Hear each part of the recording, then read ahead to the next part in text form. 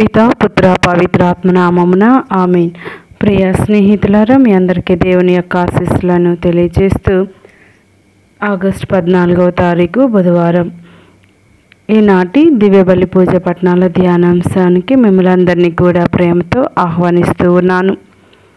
మొదటి పట్టణము యెహెజ్కేలు గ్రంథం 9వ అధ్యాయం 1వ వచనం నుండి 7వ వచనం వరకు, 10వ వచనం మరియు 18వ వచనం నుండి 22వ వచనం వరకు.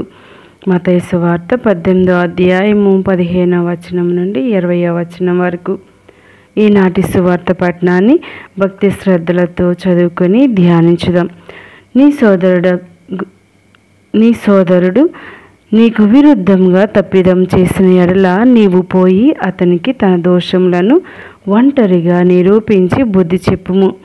నీ మాటలు అతడు ఆలకించిన ఎడల వానిని నీవు సంపాదించుకొనిన వాడవగుదువు.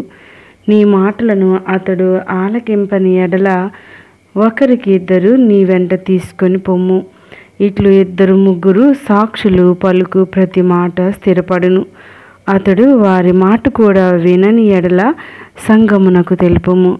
ఆ సంఘమునకు కూడా అతడు లెక్కింపని ఎడల వానిని అవిశ్వాసునిగాను సుంకరిగాను పరిగణింపుము.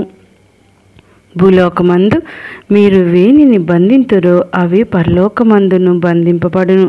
భూలోకమందు మీరు వేనిని విప్పుదురో అవి పరలోకమందును విప్పబడునని నీతో నిశ్చయముగా చెప్పుచున్నాను.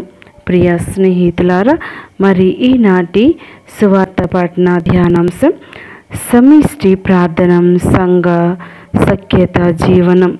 నేటి సువార్త పట్టణంలో యేసు బోధన మనకు అనేక అంశాలు అనుగ్రహిస్తుంది. సమిష్టి జీవనం అవసరమని, సంఘ ప్రార్థన దేవునికి ప్రియమైన ప్రార్థన అని మనం గ్రహించగలం. ఇతరులతో సఖ్యంగా జీవించడం అంటే పరులను పోగొట్టుకోకుండా సంపాదించుకోవడం అని అర్థం. సహోదరుని సంపాదించుకోవడం అంటే రాజీ పడడం, క్షమించబడడం, సమాధానపడడం, సర్దిద్దుకోవడం అని అర్థం. ఎటువంటి స్థితిలో కూడా నీ సహోదరుని పోగొట్టుకోవద్దు అని అర్థం.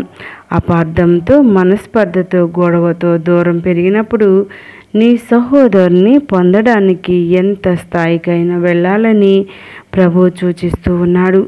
ఆ క్రమమును ఒకసారి పరిశీలిద్దాం. మొదటిది వ్యక్తిగతంగా మాట్లాడి తప్పును సవరించడం. రెండవది స్నేహితులతో చెప్పించడం. మూడవది సంఘంతో ఒప్పించడం.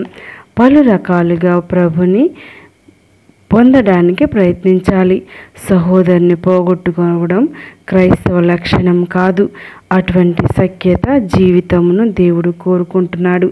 చివరి వాక్యంలో ప్రభుని అభయం, ప్రభుని ఆశ అర్థమవుతూ ఉన్నాయి. 2-3 కలిసి ప్రార్థించిన తాను ఉంటానని అభయమిస్తూ ఉన్నాడు. 2 ఏక మనస్సుతో ప్రార్థించిన తాను వింటానని ఆశను వ్యక్తం చేస్తూ ఉన్నాడు. కాబట్టి కలిసి ప్రార్థించుదాం. కలయికలోని మాధుర్యాన్ని చవిచూద్దాం. దయగల దేవుడు ఈ యొక్క వాక్యాన్ని వింటున్న ప్రతి ఒక్కరికి కావలసిన వరాలను దయచేయుదురుగాక. మరి సంఘ ప్రార్థనకు విలువనిస్తూ ప్రతి ఆదివారం మరి శుక్రవారం అదేవిధంగా మిగిలిన రోజులు ప్రార్థనా క్రమమును బట్టి సంఘ ప్రార్థనలో పాల్గొని దేవుని యొక్క ఆశీస్సులు పొందుదాం.